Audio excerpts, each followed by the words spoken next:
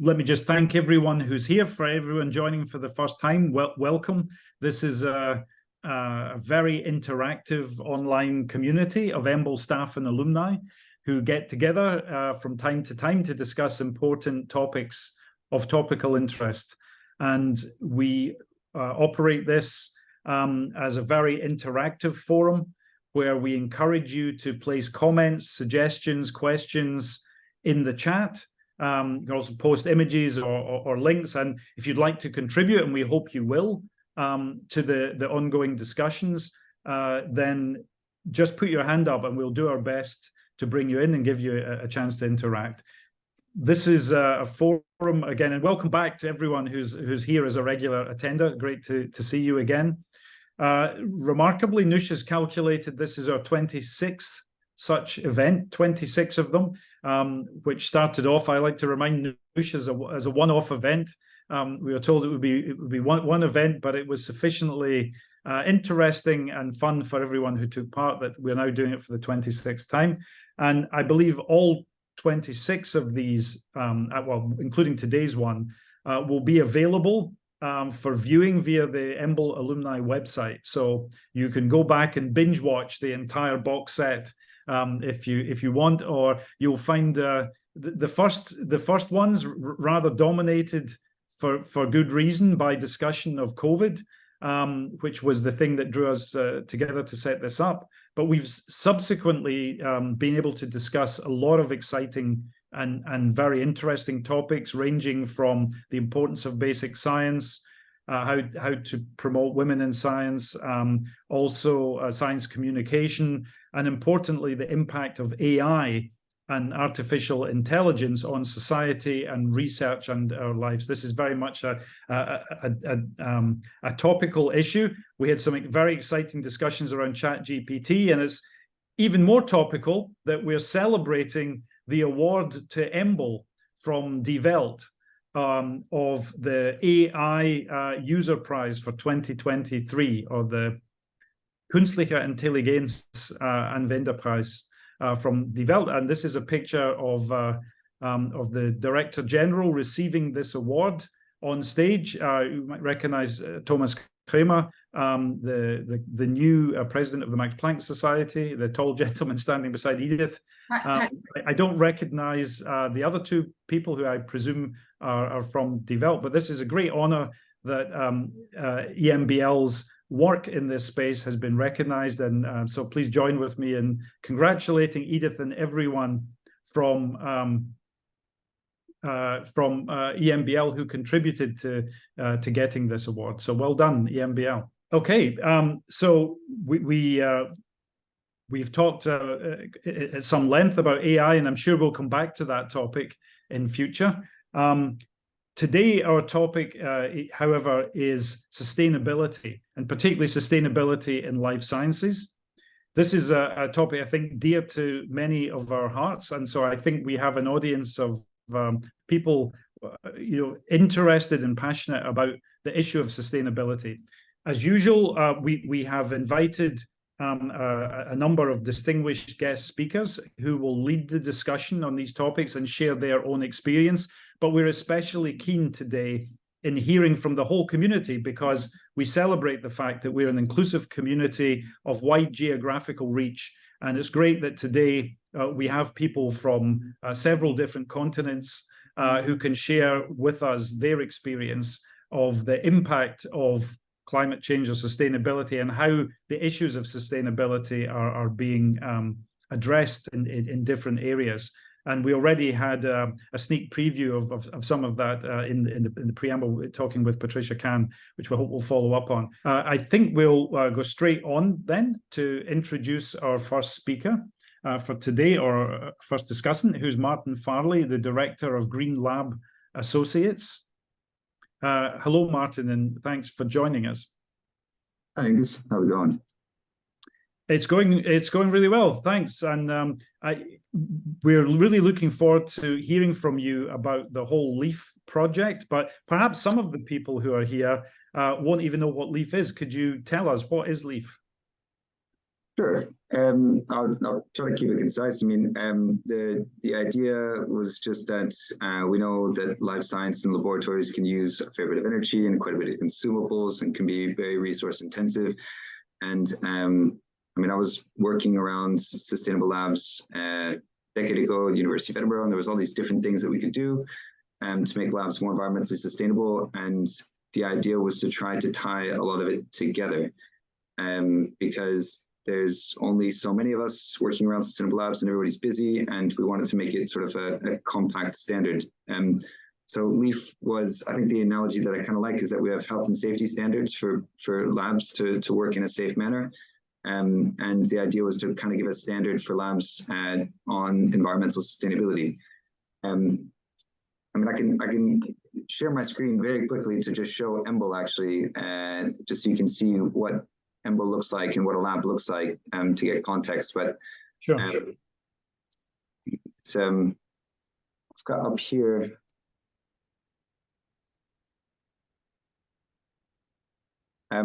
You'll see here it's essentially a map of EMBL to an extent, and it's the labs that have signed up, and depending on which site they're in. And you can see the labs that have participated and the ones that are active in this. And the idea was to just be able to track who's participating. And when a lab signs up, they come in, and I'll just open up this test lab here. They essentially would find this screen. And the idea is that they come into the manage criteria, because that's where the good stuff is really.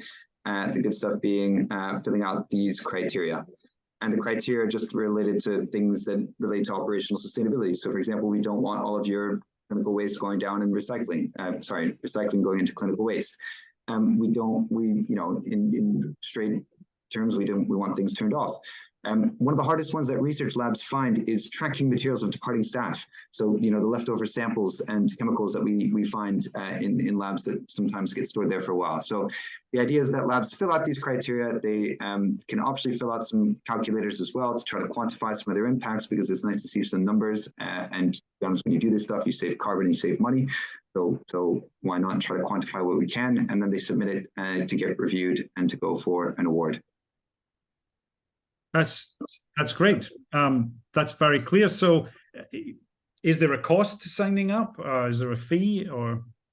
Yeah, so it's I mentioned I work at Green Lab Associates. I'm also based at University College London, UCL, and UCL has a flat fee per institution, and it's between £1,100 and £2,600 per institution, and then there's no real charges per lab. The idea being that an institution signs up, and then they get as many labs to sign up as they can. And I should say too is that most labs, when you do this, you save a lot more than that cost. I'm not trying to sell it, but I'm just trying to say that actually the impacts are the idea was to keep it low cost and to make it accessible and to get as many people signing up as possible and save as much money and carbon as they could. That sounds like a remarkable initiative. And how wide is your reach? Since I said in the introduction that we're a worldwide organization here at Coffee with EMBL. So how many countries have you managed to bring into this project? Well, sometimes I feel like it's cheating counting the UK as 4 countries, but it is 4 countries, and it's with those 4 we are at 16 countries in total. It's mostly around Europe, but there's some in Australia. One in Israel has joined, and it's got 4,100 users from around 2,600 or 700 labs. So it's a good contingent of folks, but there's a lot more. So I think we're just getting started, to be honest, on what's needed for the sector.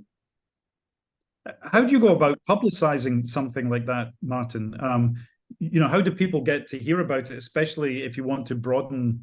Is it just word of mouth, or do you have an advertising campaign? Or to be honest, no, there's not been any marketing budget or anything. It's just it's literally just chatting with folks and events like this, and then word of mouth and lots of events, and I guess writing about things, and I mean, people are quite active on Twitter, and they like to shout about when they get awards, and it's just been that. But we don't have a marketing budget, and there's no sort of commercial drive around it. It's just been uptake, and I think the program has worked to an extent. So people see that their colleagues are getting recognition and they want to take part as well, hopefully. So it's certainly not my decision, but I'm seeing Thomas's face here, and there are members of the EMBL alumni board with us. Perhaps that's something that you could think about sharing with the, publicizing this initiative with the alumni community with some sort of mailing. Yeah. I think that would be great, because I, for one, being in Southern Europe, I didn't sign up for this. I didn't know it was existing, so I'm learning a lot, and I'm actually curious about I guess how you concile the need for reusing, for instance, a lot, because I guess some of it would be also reuse of resources.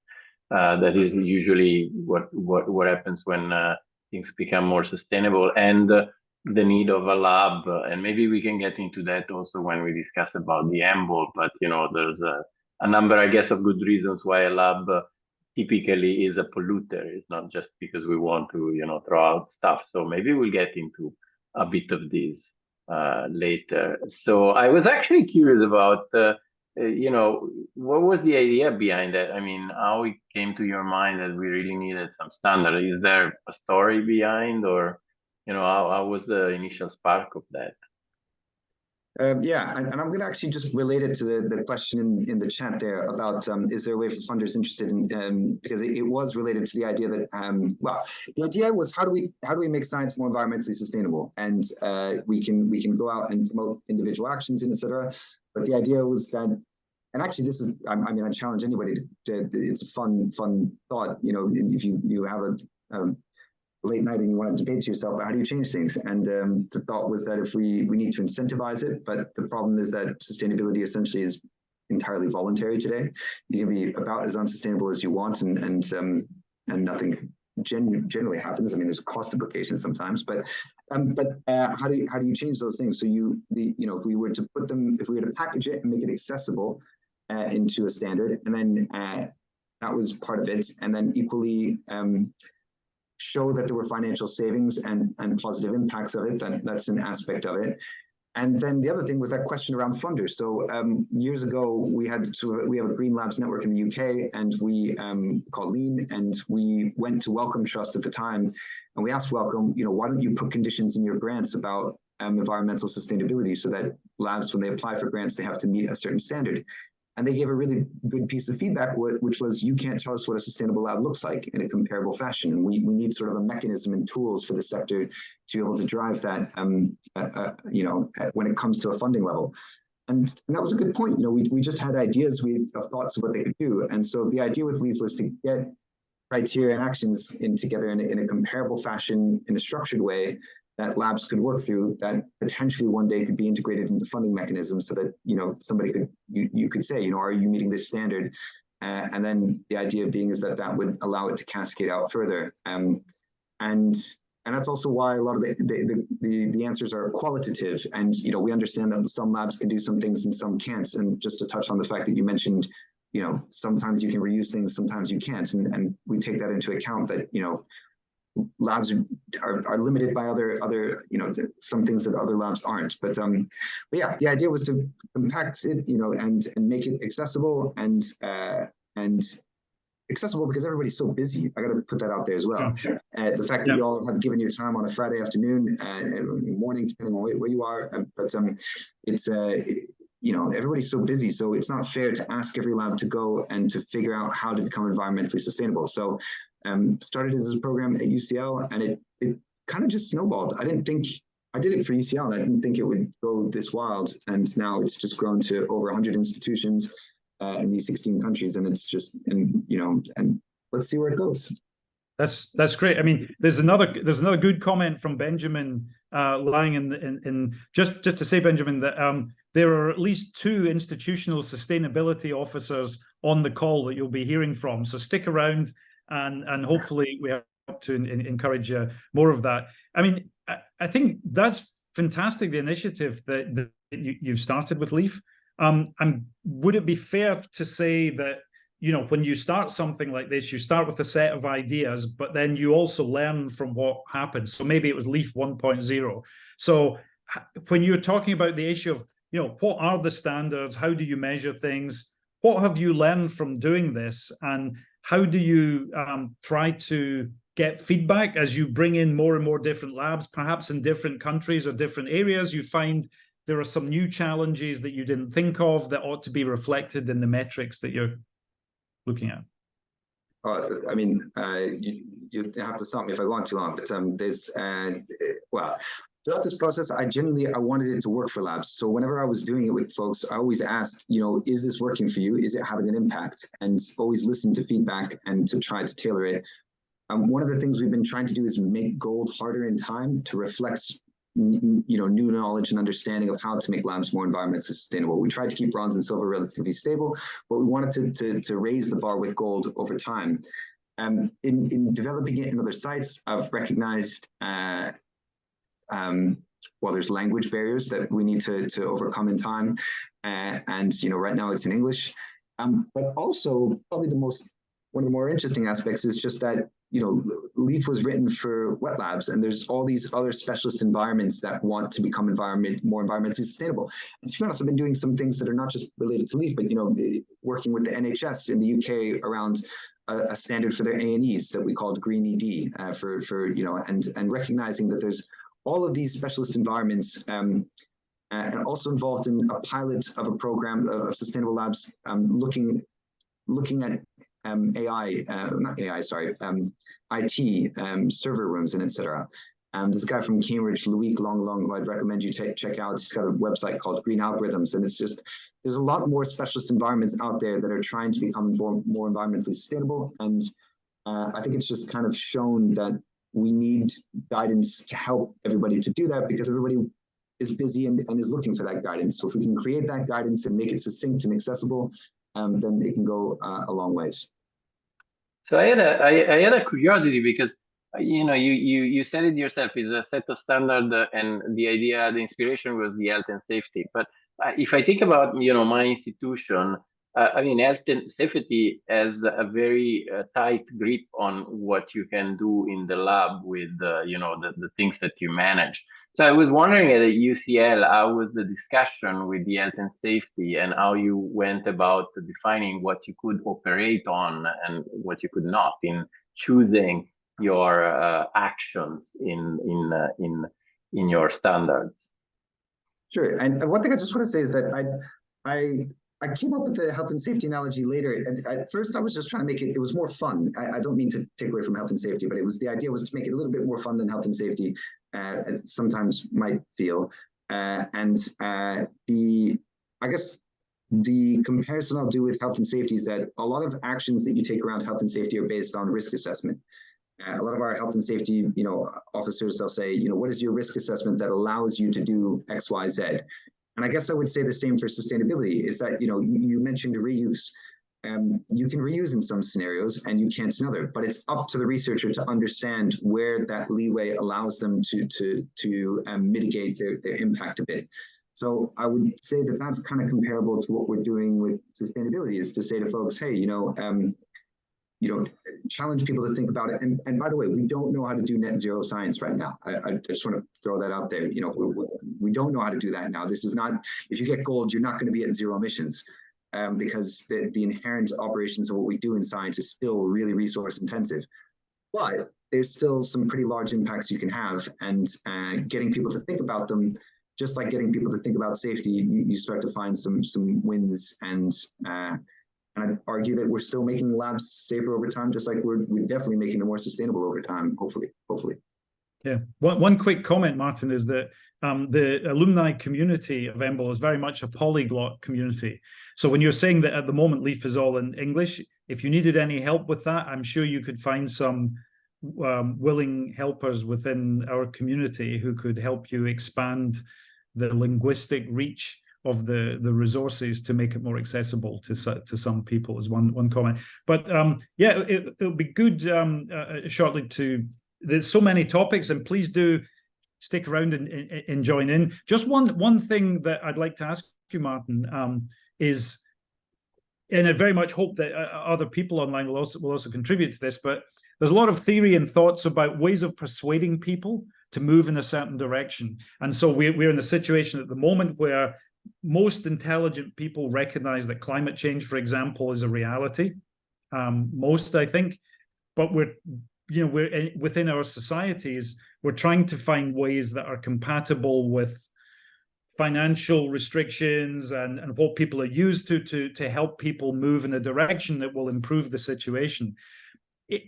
From what you've learned in this initiative, how do we change the culture in life sciences, maybe as a microcosm of bigger society issues? How do we move things to encourage people to be more aware of this and to change their behavior? There are different ways of doing it to try to nudge them. One is a carrot, one is a stick.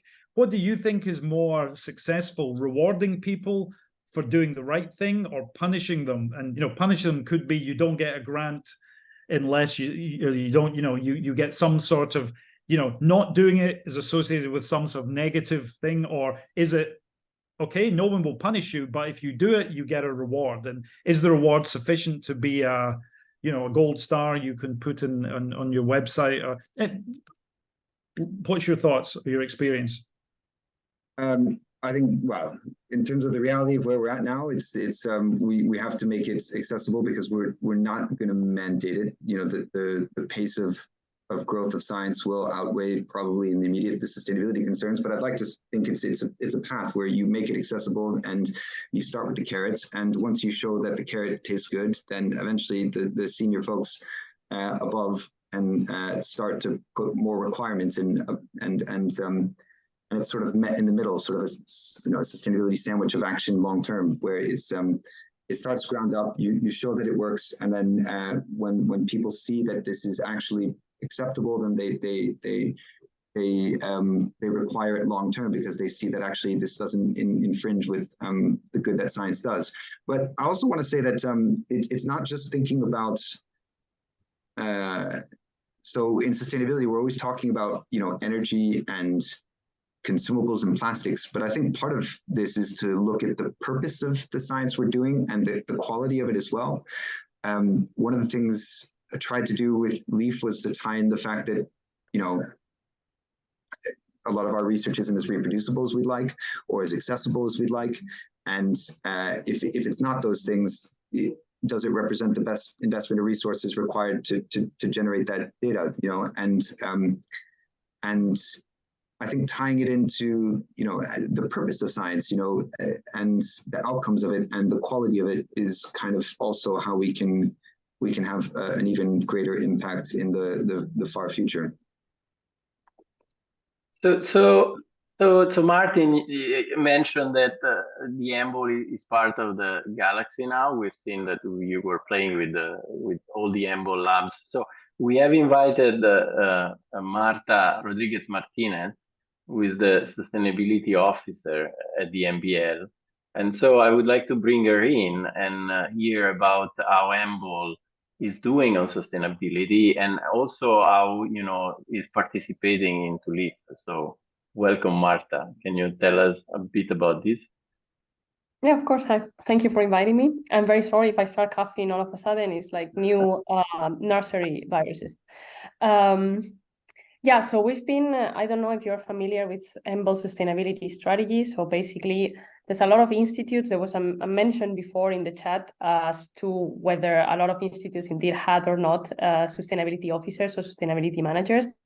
It happens that actually the UK has a lot and Europe was lagging a bit behind, but then, it's starting to catch up a little bit, and it started almost at the same time with other few institutes. It started with EMBL.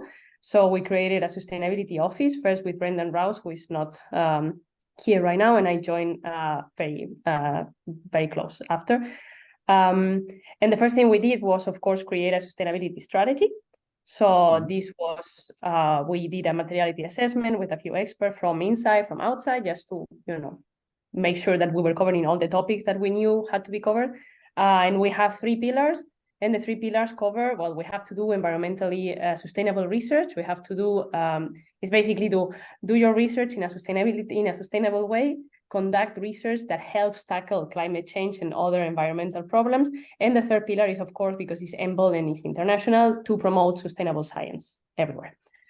So in the pillar that obviously covers the way in which you conduct your research, we had to set a few different targets around plastics, about energy, about many other things. And something that Martin mentioned that is actually very important, and I think everybody should keep in mind, is we are one of the few institutions that is not aiming for net zero. Because we know is unfortunately right now it's not possible, just as it's impossible to reach circular economy in research. It's just a fact. It's like we could offset emissions, and then we would, of course, get net zero, but for the moment, it's unfortunately not possible. And it is as well the reason why one of our weird targets that people always ask about, how come you have this target in there, because it's not at all defined. We say that we want to completely stop single-use, non-essential single-use plastics.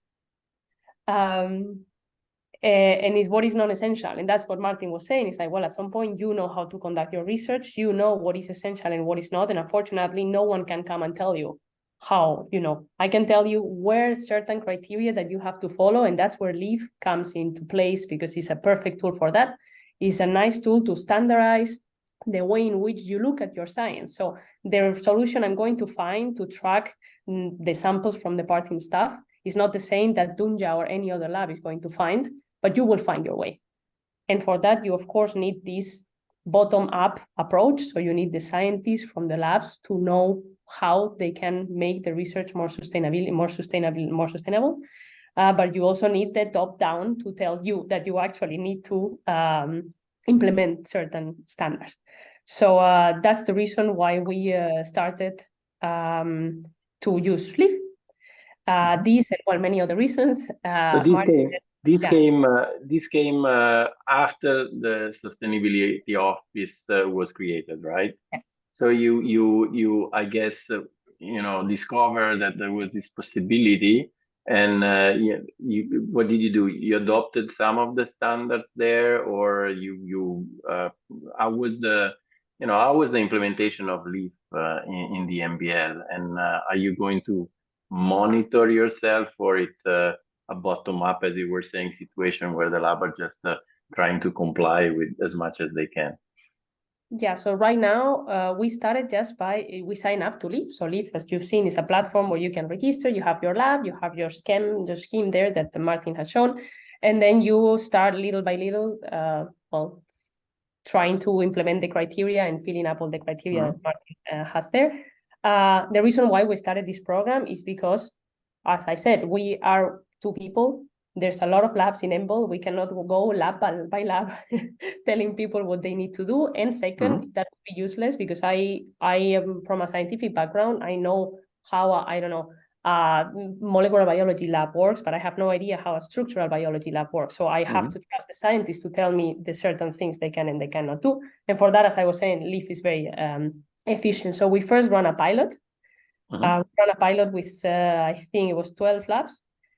And then we asked them whether they find the tool friendly, whether it was worth it. Everybody agreed that it was very nice and that it was actually bringing up the sustainability spirit that we need, because unfortunately, well, for now it is volunteer, so you need people to want to do it. Dunja can say more on that later. And then we had the approval of the pilot, and then we started the rollout of LEAF in the whole of EMBL. So right now we have a 94% participation. So there's actually only 5 labs that have not registered yet. And we have 42 labs in the latest stats that have a bronze award. We have 14 that have a silver award. And we have now, as today, only 2 gold, but I think next week we will probably have 3. Wow. So can you give me, now I'm super curious, can you give me a sense, maybe for the lab that you're familiar to, can you give me a sense of what you have to do for, getting to the bronze level, to the silver level, and then, finally for being the winner? what do you have to do for a typical, I mean, I don't know, the lab that that you're familiar with? So typical molecular biology or Yeah. biochemistry, you have tissue culture, you have your normal experiments on the bench, mini preps, etc., things like that, pure protein purification, a bit of basics. The beauty of LEAF is that to get the bronze award, you just need to have a lab that runs the way a lab should run. Oh, So okay. you should keep your freezers defrosted. You should keep track of your samples. You should share protocols. You should share chemicals. You should talk to people in your lab about sustainability. You should be aware of the waste stream that your institute has. You should have an induction when newcomers come to tell them how the sustainability practices, the health and safety works, etc. So the bronze is really things that if you are not doing for the nice efficiency and quality of your science, you should. Well, that is a good level, I guess, already, because I mean, it nudges people to get a bit in line with practices that can be sometimes a bit loose. And then, what do you need to do, for instance, to get to silver, or what's an example of a silver a very action? beautiful example of a silver action that I think everybody will relate to, and I'm sure everybody has heard of it, is whether you can consider changing the temperature to your ultra low temperature freezer from -80 to -70. Okay. And this is not a criteria that forces you to do it, but if you don't do it, you have to say why you don't do it. It's not just I don't do it. If you have a real reasonable reason why you cannot do it, of course. That is interesting. I saw Elisa had her hand up. Maybe she wanted to get into the conversation. Elisa? Yeah, hi. Sorry, I'm Elisa, and I am a sustainability officer as well. For the well, actually, my situation is a little bit different from Marta's, and I think it's really interesting to hear you say that there are more sustainability officers in the UK, which I think it's quite common for there to be sustainability officers for the universities as a whole, but actually specialist life sciences ones are a bit more unusual. And so my job is full-time to do sustainability for our Institute of Life Science, where Angus works as well. And we've implemented LEAF as well. And I'm really a bit jealous of you, Marta, because I think you've had more people join up and a bit more participation. And I wonder if it's because I've been trying to get people to do division by division rather than lab by lab. And so maybe maybe it's too much for people to think that they can do it as a division and that maybe they just have to do it lab by lab. I think that's a really interesting thing that I'm going to take away from that today. But yeah, I think it's a brilliant framework. I mean, the F in LEAF is for framework. It is a brilliant framework just to give people that idea for what they can do. I do think that one of the challenges you talked there about, you're not really aiming for net zero. I mean, one of the challenges I think that are really different for labs versus universities is that our energy usage is so high that if we were able to switch our energy usage to, like, for instance, the University of Dundee, we are about half of our carbon footprint. I've spent last year doing our carbon footprint just for the School of Life Sciences, and about half of it was our energy use. And there's nothing I can do about changing that energy use because that's up to university level.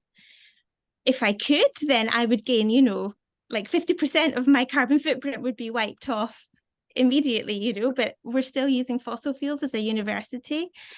And I don't know if other people have, thoughts about this, but I think that is one of the areas where labs really are always going to find they're at the mercy of their institutions where they're. I think this goes back to the example of the -80, which I think is very pertinent. And I mean, here I have a question for both of you. I think, one of the reasons why we do things the way we do in a lab is that it works, right? And so I think a big part of it is trying to get the time and the effort and the way actually to try and tell whether actually -72, 3, whatever it is is exactly the same as -80 or not, right? When you then have to repeat the experiment or, So one question is whether in the sustainability strategy there is, resources for trying out a few of these things, right? I mean, -80 storage is a commonality of many, many labs. And of course, people tend to store a lot of very different things, but perhaps, if somebody had a systematic way to take off some of the experiment of trying to see whether -70 is good as well from the hands of the researchers, then when maybe people will adopt it. Is there anything that that you're trying to do in that sense? So I see Martin has his hand up. I don't know if we're about to say the same thing, but there is a database, an online database, where people have put their samples and for how long they've had them, and if they've had any problem with the viability of those samples after however many years, and kept track of them. And I give that to every researcher who has fears about changing their temperature. I can pop the website in the chat just now, but I don't know, Martin, you put your hand up. Yeah, I mean, I just gotta say, this is the way I got involved in sustainable labs. I was working in a lab before, but then at the University of Edinburgh, we set up a study looking at, we had 3 freezers running at -60, -70, -80, and the idea was that they publish on this, and it's been this ongoing study which they haven't published on. So I hope the University of Edinburgh, the Roslin Institute, can publish on it. But there are, I think the evidence that we have is mostly based on the fact that -70 was our standard, and that -80 was seemingly pushed by freezing manufacturers that were more concerned about breakdowns as opposed to evidencing that our, and by the way, colder does make things last longer. Liquid nitrogen will keep things longer. But we've seen a lot of institutes that have moved over. For example, at UCL, the Institute of Child Health has moved over to -70. And the reason we're doing this, each one of those freezers uses as much energy as a house. And it's a 25 to 30% energy consumption difference for that 10 degrees Celsius. And so what we do find is that there's a lot of papers that use -70 for things that you're using, and we still trust that science. We trust serum that was stored at -70 from a 1980s or 1990s or even 2005 or 10 paper. So I'll stop there because I could go off on that one. But it's if you're interested in that one, feel free to drop a line. And I think the resource that Alyssa mentioned is very good as well. Yeah, no, definitely. Yeah, I mean, I think, yeah, go, please, Marta. No, so I was going to say, yeah, I mean, totally agree. And at Barcelona, so for example, the CRG and the PRBB, the whole PRBB has all -70 right now in EMBL. So if we take the total of EMBL, it's about 75-80% of the labs that have changed their ultra low temperature freezers to -70, and so far so good. And if you really have, as Martin was saying, you really have temperature very sensitive samples, you put them in liquid nitrogen. I wouldn't risk having them in an ultra low temperature freezer. And also the standards indeed were a few years ago something would break and then it would take maybe 10 minutes to go down, to go up 10 degrees. Right now with the current technology, the freezers are much more stable, so they can stay much longer at the -70 temperature when they break or when there's a power cutoff. So the current standards should be really reevaluated for all sorts of things and not only this one. Yeah, no, it's good to hear that you are, starting to work on that, because I think a lot of the practices are, let's say, I would call them traditional practices, right? So they have been there for a long time, and people, so no reason, because it's a big effort to change them. So that's good to hear that that is going that way. So it's great to hear the experience in different institutions of sustainability officers, and I really hope that this will encourage you to offline from this conversation to maybe meet up and talk about shared experiences and how you can learn from each other. But of course, in your role as sustainability officers, and perhaps we can unpack this a bit more, you've got to then work with the individual departments and groups in your individual institutions. And it's sort of interesting to see, if you're taking a top-down view, how bottom-up this is implemented by the actual people in labs. And I'd like to turn to Dunja, who's the lab head from the Matthias Hensel lab, EMBL. And Dunja then has, I guess you've taken on the responsibility of seeing how do these activities that Marta is, wanting to spread throughout EMBL. How does that look on the ground in a lab? So yeah, welcome everybody. Thanks for the invitation. So yeah, I'm lab manager in the group of Matthias Hense, and when there was first the announcement that there will be something about sustainability, and we went for the first introduction of it. Everyone was a bit, let's say, skeptical, first of all, because everyone was already a bit scared. There seems to be something with your audio quality. Does anyone else hear that? I was finding it difficult to understand. Yeah. I don't know if... Yeah, it's difficult. Right. Yeah. Try Is it better now? No, there's a lot of interference on your, I'm sorry about that. I don't know if you have another microphone or if there's... No, not at all, but it's actually the very same one I used last time, so I don't see why there's some impairment. I'm so sorry. Okay. Maybe you can try to put your volume down. Maybe it's a bit too, because I mean, you're coming through a bit robotic and quite loud. Better now? Huh. No, there's a lot of interference, unfortunately, Dunya. Just maybe if you have a look at whether there's any alternative. Maybe I could just ask then Marta and Elisa quickly to comment. How much of the issues surrounding getting compliance or people to buy in, how much of this is an issue of money, do you think?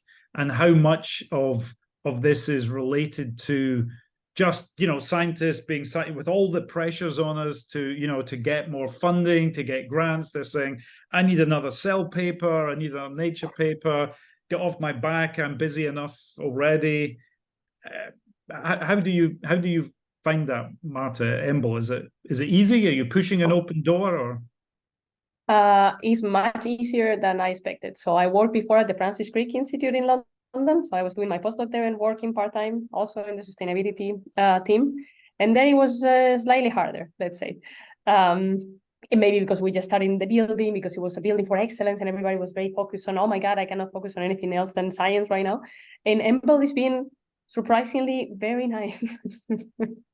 So of course it's very difficult because we are only on site in Heidelberg and we have 6 sites, so it's not so easy to go everywhere.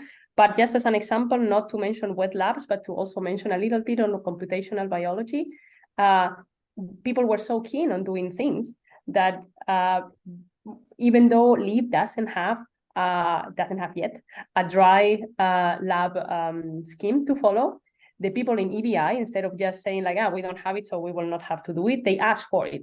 So we got together with Martin, we got together with a few people, and we started developing a new leap for computational biology. So it's very nice to see that people on the other side are actually pushing for you, and not only you have to fight.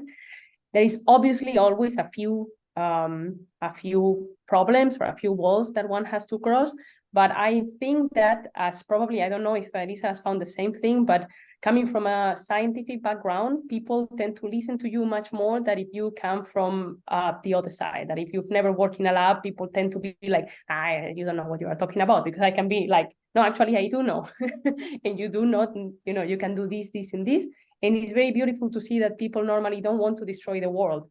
People are very nice, and they very often they just don't do the things because they don't know these things can be done. So once they know, they go for it. And LEAF helps a lot with that as well, because if you have a few people on board, you have people talking about it. You are in LEAF, what is LEAF, and blah, blah, blah, blah. So it's like you really get this culture of sustainability going. That is what we need for this to work. And then at some point, these people that are more, so you tell everybody, hey guys, we want everybody to be engaged in LEAF. And right now there's 10 labs missing and you are one of them. What do you think about that? And then the next day, normally those labs go. Is peer pressure, reputational risk, and social responsibility. I think these 3 things are really key in sustainability. There's one thing, Martha, name and shame. There's one thing though that you said that was very resonating with me. I think another thing that I wanted to ask you about is whether the young people that are coming in the lab have a different sensibility now, because I think in my time, we didn't even, separate trash at home. So it was normal to not do it in the lab. But now people have been growing in these different environments. So have you seen a bit of that? Yeah, I would say so. I think that the PhD students coming in now are much more aware of the issues. I think it's not only divided by youth, but there are definitely some go the middle-aged people who are really on board. But definitely people are much more aware of the issues. And I feel like, especially in the scientific community, there's much more awareness of the emergency aspect of what we're doing. I think the only things that sometimes we have to overcome a little bit of that is this going to make a difference, and you have to persuade people this really will make a difference. You can reduce our landfill, we can reduce the impact that we're having as scientists. It's really important in trying to improve human health that we're not actually contributing to a different crisis. And I think people really do take that on board. People love collecting things for recycling. Actually, they do really get into that. I think it's more a question of time. I think when people's time is required more, then that's when it starts falling off the edge, because everyone is busy, which I think is where a role for people like Marta and I is really important, because that we help facilitate these things, the things that take time for people. And then you've got your LEAF framework, and then people like Marta and I can go and chase up recycling contracts, or glove recycling, or put in specialist things that are very specific to wet labs and that take a lot of time to set up. Then the researchers are very happy to just go with what is set up, I think. Yeah, absolutely. I think that's why I think that there needs to be some work also in understanding. I mean a lot of is taken care by health and safety, but in fact I was actually curious because Marta before left me hanging with the top level. So what is a gold LEAF activity? What do we have to do in the lab to become gold? What's an example of that? You said that you have 2 labs that are gold, so now you have to tell. Yeah, well, I have to say, depends on the type of lab you are also. It is obviously much easier or much more difficult. So in our case, we also have core facilities joining LEAF. And for them, they really have to have an extremely standardization of the protocols. They have to follow up everything to the, since they started, everything is tracked, everything is taken care of. That is something that is much more difficult to do in a wet lab. It has been open for 30 years, and then you arrive there and you start messing up with everything. So let's say that to get gold, I don't want to mention a particular action because I don't think that's fair. To get gold, the point is that you really engage in LEAF. Okay. So the bronze you get just by having a lab running as it should. The silver is by, you can have a little bit of engagement in LEAF and care, and people will get together. To get the gold, you need everybody on board, and you need everybody to care about sustainability in the lab. And I find that specific criteria are not as important as the fact that everybody is on board with this. And Martin, I would really let Martin speak about why he created the gold the way he did. Well, Martin actually has a hand up, so come in and tell us about that. It was just one of the gold criteria that I find is the hardest is essentially you have to know what samples you have. So in bronze, for example, we ask that you set up a tracking policy so that you know when people leave the lab on a permanent basis. But in gold, you can't just say, we're going to track materials. You have to actually have gone through and not have a freezer full of unlabeled and unknown materials that might sit there for years. You also need to not have, if you're a chemistry lab, not to have unknown chemicals that might sit there. And it's not just the mechanism of tracking, it's that you've actually gone through, which by the way, I know takes a lot of time and can be very annoying depending on the state of your lab. So it's just a balance between bronze and silver, bronze and gold there for context. I see, great. So let me just move to, before we fix the problem with Dunya, I think, one thing that I find very, very surprising is actually that a lot of the pollution comes from data, actually from and for a biomedical lab, data are an increasing need, and we have seen the price to EMBL. So it would be actually very good to learn about the sustainability of data. And of course, I'm saying this because we have a guest that can speak to the sustainability of data, and the guest is Raul Alvarez Tenor, who is a ASAL consultant and formerly was an IT system engineer at EMBL Barcelona. So Raul, tell us about why the data pollute, how the data pollute, and what can we do about it. Thank you, everybody, for having me here. Thank you for this invitation.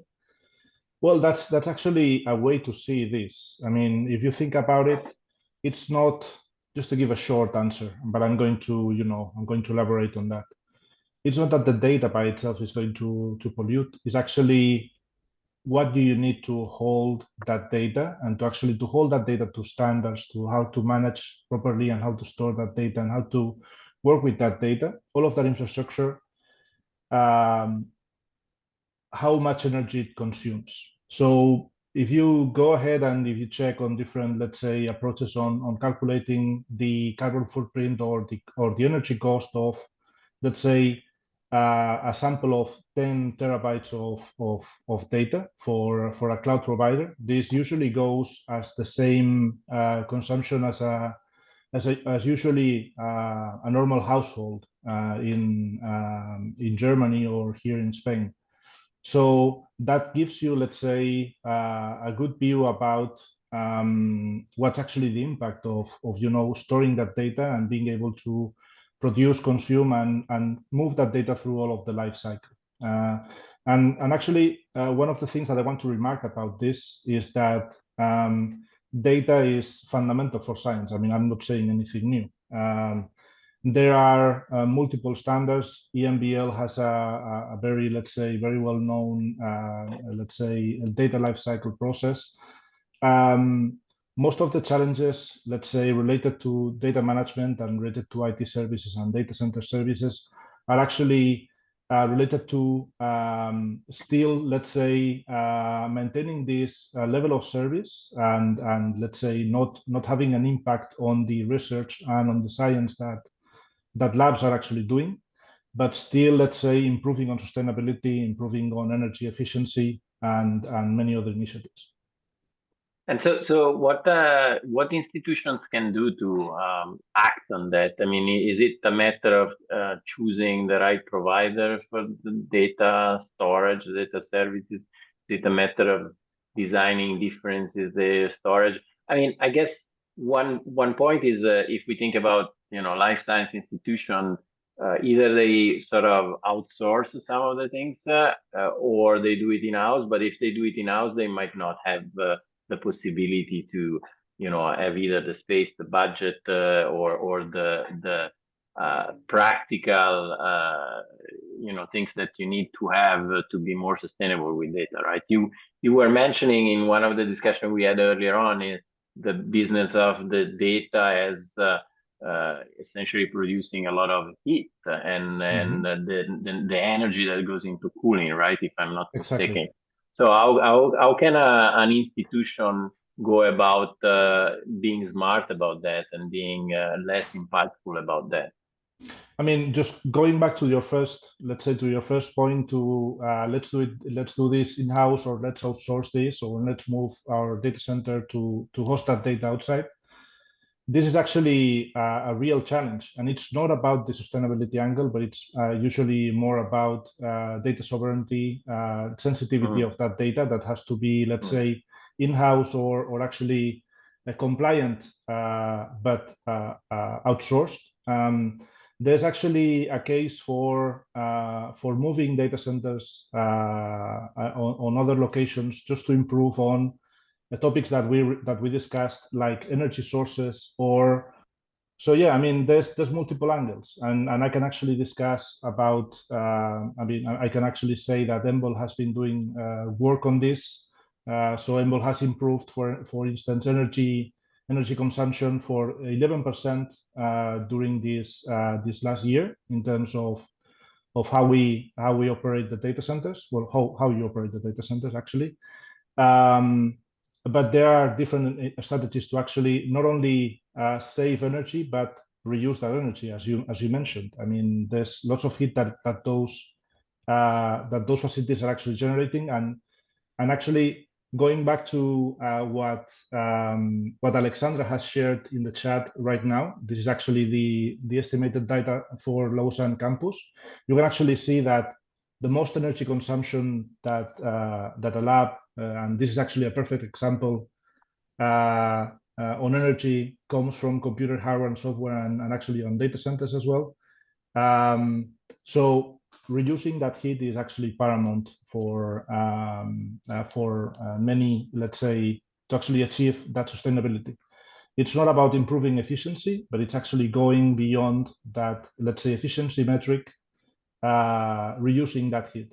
For that, there's actually a work behind that you need to do in terms of adapting that data center to be able to capture that heat correctly and actually inject it to the building or to the campus, or even actually the data center industry is actually working at the moment, mostly in the Nordics, about actually injecting that heat from data centers into district heating systems as well. Okay, so you feel that most of the problem is about heat, but is it because I'm thinking now, everything is going into larger language model, more and more computing in the lab. So I guess is there anything else that can be done to reduce maybe the computations? I mean, can really the algorithm become more green, more efficient? Is there something going on on this front? Well, yes, absolutely, and actually that has to do, and actually AlphaFold, the AlphaFold example, and actually this announcement that we did, that we heard about at the beginning of our meeting, is the perfect example. I mean, it's all about choosing a provider, because most of the time, and at least in this example, this is not running in-house, this is actually outsourced.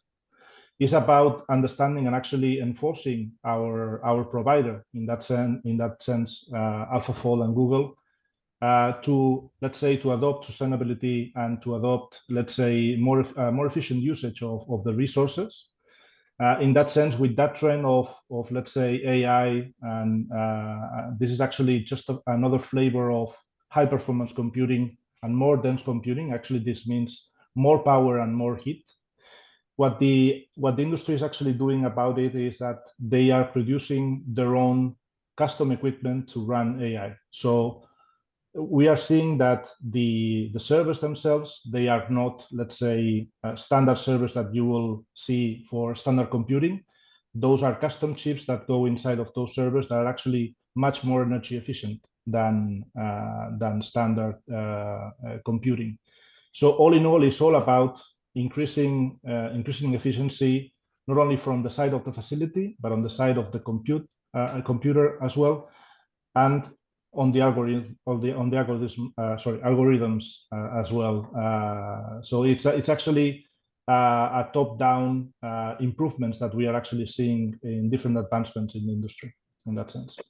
Yeah. So and then Martin has a question in the chat that is actually also a question that I had in mind. So if I see, especially again coming back to young people and new scientists that are coming in the lab, I mean, these tend to be now almost digital natives, and I mean, I don't think they have a sense of what entails generating, data. Okay, they do it all the time from their phone.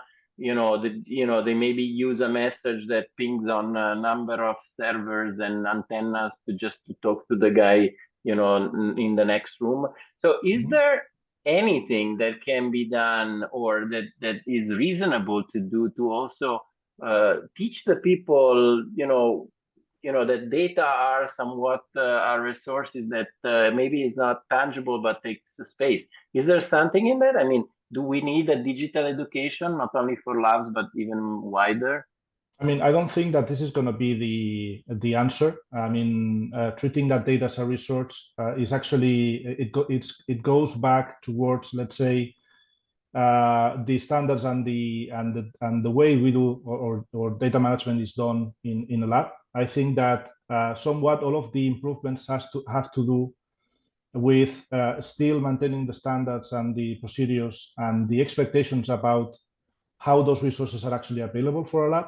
So, and not only for that lab or for that piece of data, but you need to think about the end part of the life cycle of that data. So let's say that I actually run an experiment and I actually publish a paper, and that data has to be stored there as an archive.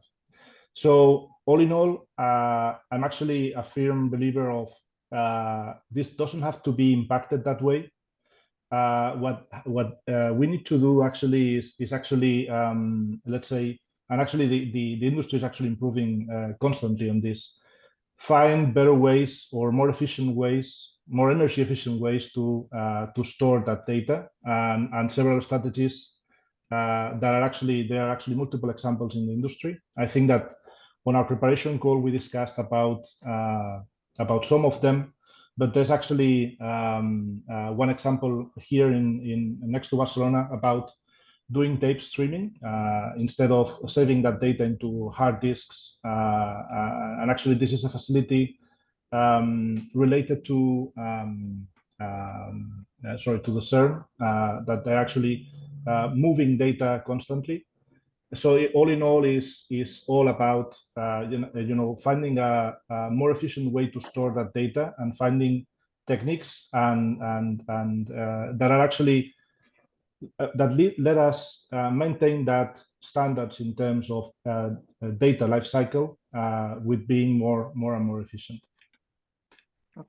Well, sounds like there is at least a few angles that can go at it, and they're very interesting angles. Yeah, for sure. Yeah.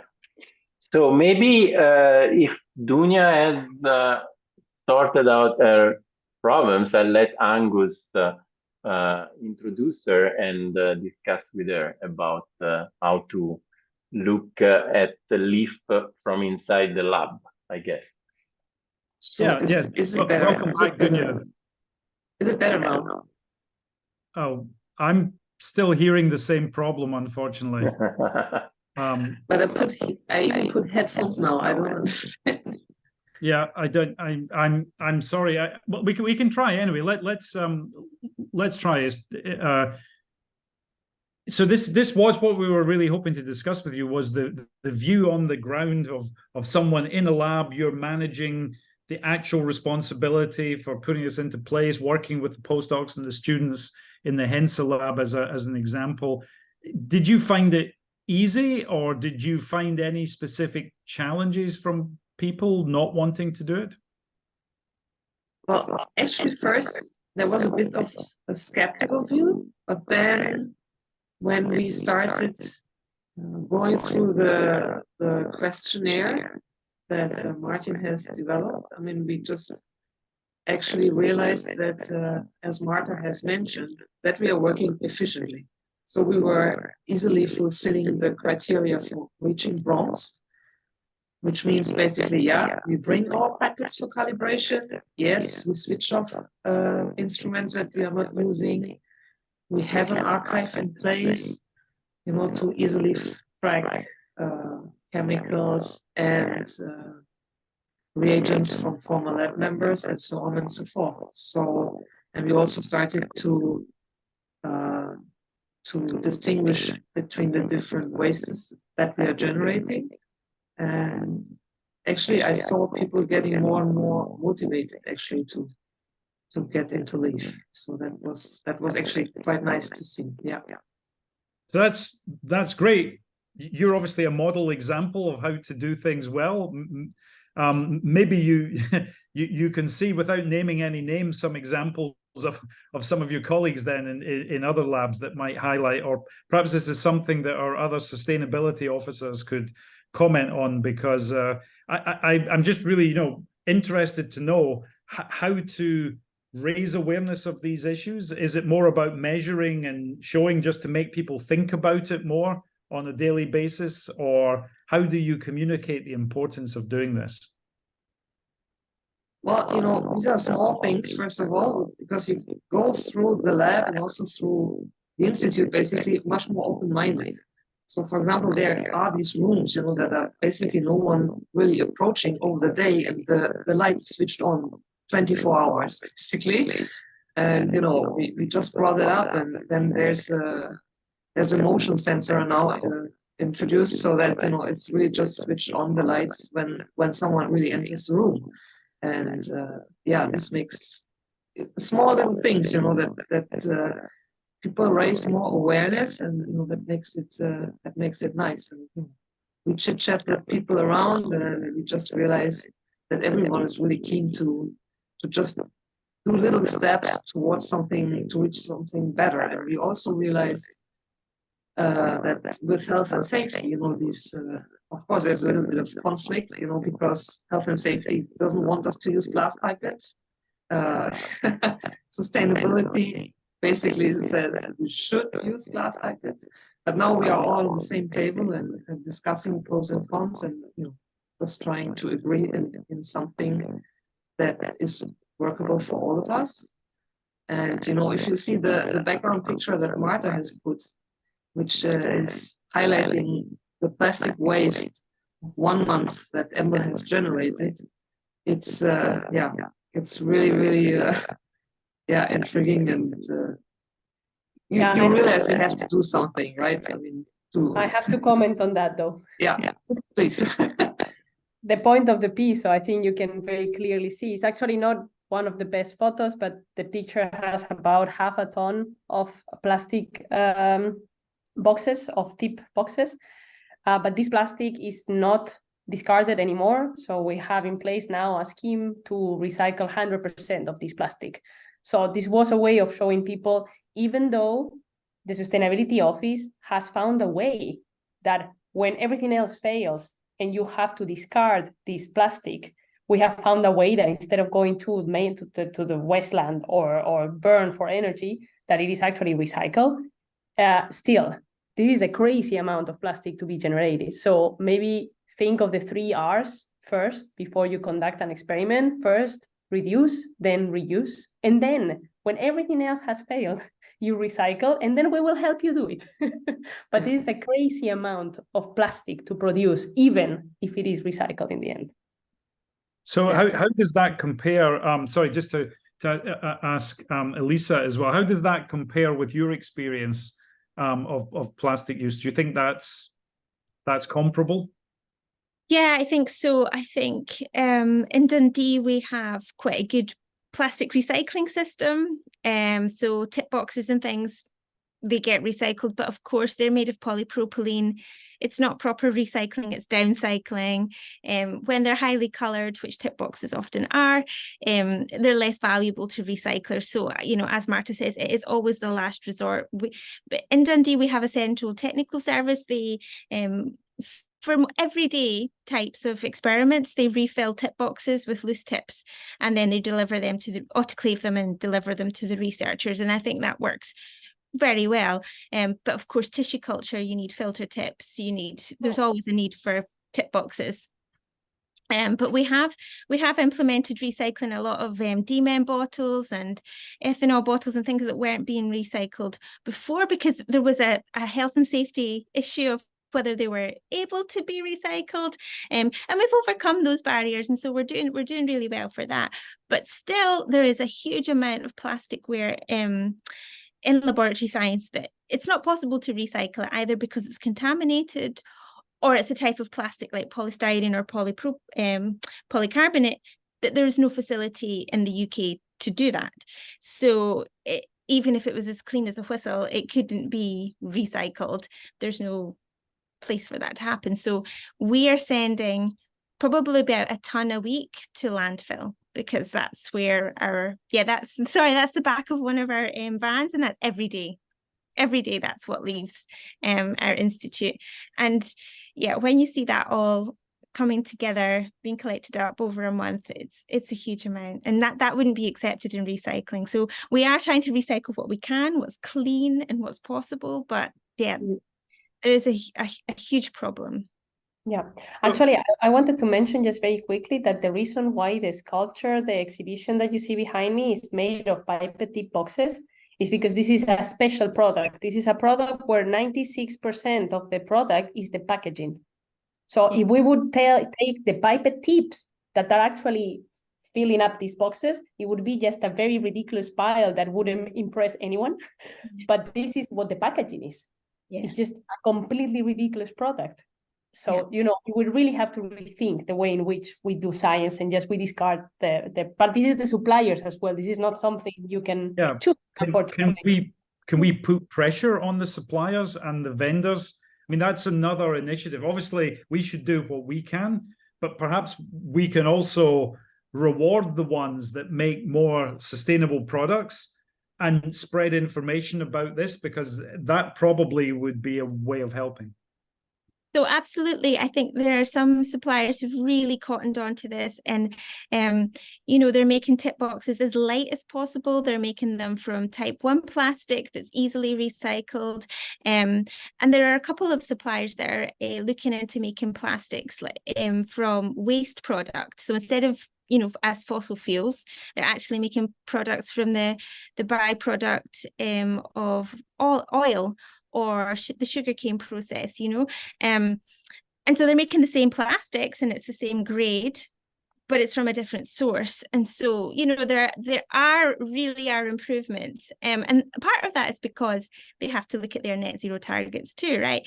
And so one thing I think but sometimes they're more expensive. So one thing I think it is really important is for, as labs, you know, sometimes we might have to spend a little bit more, but to really support these innovators who are trying to you know, to break the normal cycle that we're in. That's something I really feel that we have to push with our suppliers, but they are getting there. So we don't have very long left. The time, as usual, has flown away. Let's open it up to anyone, but perhaps our sustainability officers, but also anyone else online.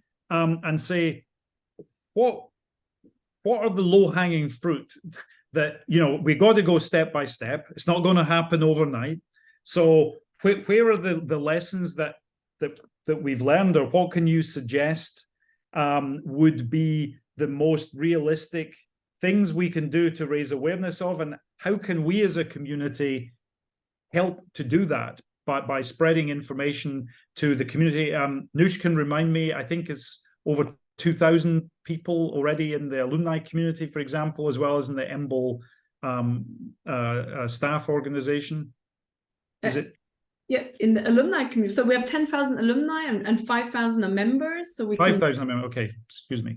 And indeed, Angus, next year EMBL turns 50, and it would be lovely, since there's resources alone, there won't be parties and events, but it would be great to set these kinds of goals and challenges and get the whole community involved to do something with LEAF. You know, some of us may have parties at some level. Let's not rule out the party option. Let's not rule out the party option entirely. That's going too far. But I think it would be great as part of the 50th anniversary to set some targets for things that we could do as a community to help improve things. And it would be great to work with the speakers that we've had today and the other members of the community to share information about this and to set some goals. Any suggestions from the speakers or audience, Marta or someone else, about this? So there's one end up from Alexandra. Hi, Alexandra.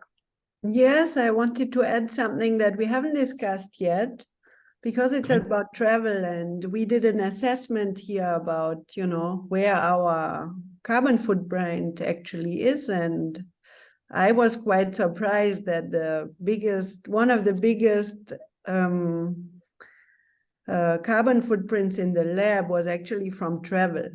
And it's one where you can reduce it quite a bit without impacting your everyday work and your research output and things like this. So I would like that we also keep this in mind. It's not just about the plastic, it's also elsewhere. Yeah, that's a really good point.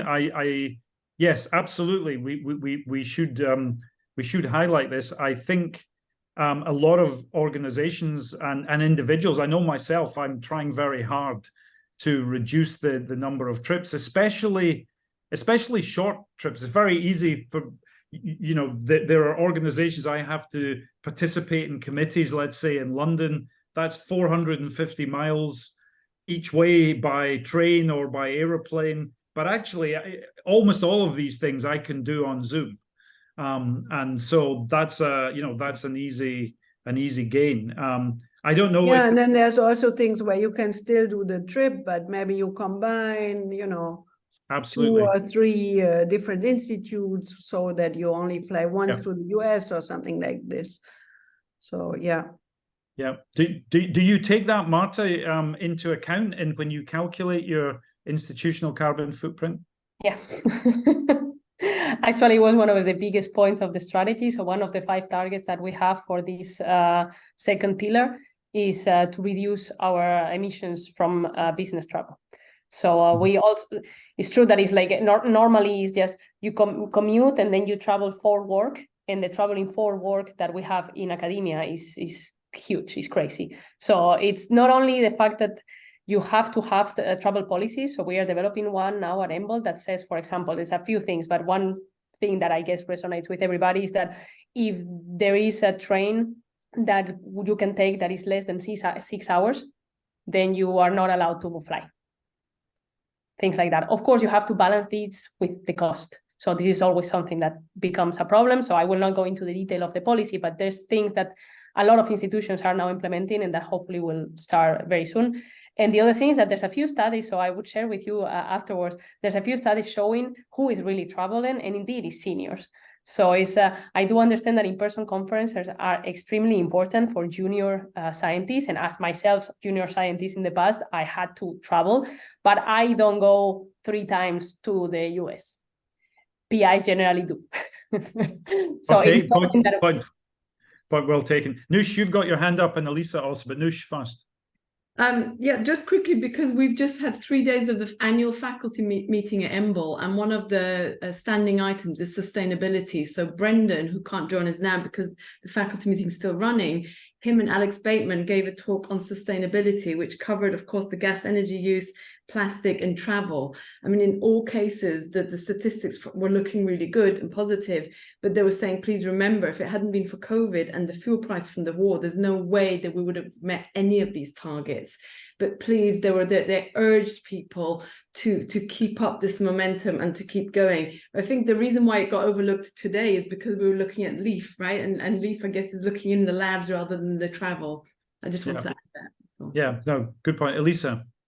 Yeah, you asked earlier, Angus, about carrot or stick. And I think this is maybe one area where institutions do need to make policies and have, sticks, because we had in the MRC division a green travel fund. So it was available to anyone within our division who wanted to take a train where a train was available rather than a flight. And it was depressingly low, the number of people who took, who chose the train, because it was still a choice for them. But if we had, a policy to say you cannot fly within the UK, and we get a little bit of pushback here in Dundee because you say, well, in Dundee we're a little bit out of the way, so we have to travel to one of the bigger cities and then get on a train and go to London or wherever. So I think that's where this sort of more stick comes in rather than carrot, because there was, with this fund, there was absolutely no difference in price for anyone who wanted to take the train rather than the plane. And I think we had 3 or 4 people over the last 2 years ask for that. Thomas, what's it like at your institute? Well, I mean, I have to say that we have no policies, but I think, it depends a little bit if we are talking traveling on the country. I mean, Europe is very different, and I have to say one of the positive sides of Italy for transportation is that the high-speed trains network is very, very developed. So people will not take the plane anymore. So I've been actually last week to a conference in Paestum, of all things, which is south of Salerno, south of Naples. So this is typically the thing that you would have done over the plane, because of course, it's more than 1,000 kilometers. And believe it or not, it was door to door less than 6 hours. So if you can do it that way, and if your country complies, of course this is something that is more difficult in the US. This brings me to a question that perhaps we haven't discussed. I mean, EMBL alumni are quite a global community. So what are the differences? I don't want to get into the EU versus UK, because Angus wants to always say that despite the UK is out of the EU, is still morally part of the EU. But perhaps it's useful to discuss the differences between EU and US on this. I mean, do you guys see any difference there? Is there anybody else that wants to bring something to the table there? Maybe Ben? Yes, there was Ben commenting a lot in the chat. Yes, sorry if I'm very chatty this morning. So in the US, my impression is that it's kind of suffering a little bit from the tyranny of distance. Like, things are incredibly far apart. If you wanted to drive from Memphis to Chicago, I think it's about 9 hours, something like that. So, and the train network runs kind of daily. There are long distance trains. I've taken once from Denver to San Francisco that I think also took like a day and a half. So realistically, flying is kind of the only option, and that's an issue here. So I don't really have a good solution for that, other than, if the trains were better, faster. I mean, it's absolutely possible to have incredibly good high-speed trains, although they also require a really high-quality network. Like, if you think of Japan's trains, right, like the distances. So in the US, maintaining thousands and thousands of kilometers of high quality long distance rail that's high speed, I think is really difficult. Even in Germany, there's only a handful of high speed routes, like from Frankfurt to Cologne. So it would require a lot of public investment. I think that may be very difficult to get. Yeah, so secretly, I'm hoping that planes will eventually become more carbon neutral, like with different fuels, different technologies. So, because also sustaining, I think, the network of rail would be a huge expense in terms of materials and everything. Yeah, so there's a rail network, but it's pretty low quality. It's mostly freight, I think. I think, yeah, you've picked up some really important points. It's obviously going to be different in different parts of the world. I mean, I think it's a case of recognizing where it is possible to make a difference. I mean, something in Europe generally, certainly the UK, but Europe, and I still think, I want to be part of the Europe, so please. But I mean, one of the crazy things that happened in the last 25 years is that cheap flights with budget airlines became not only faster, but incredibly cheaper than going by rail. So it not only takes far longer to go 400 or 500 kilometers, but it actually saves money to go on the plane, which is a sort of a crazy thing that it's harder to control. And that's because the true cost, you could argue, I guess, of the environmental impact is not being measured. But yeah, lots of things we can do. Ben, if you've got your hand up, if you want to comment.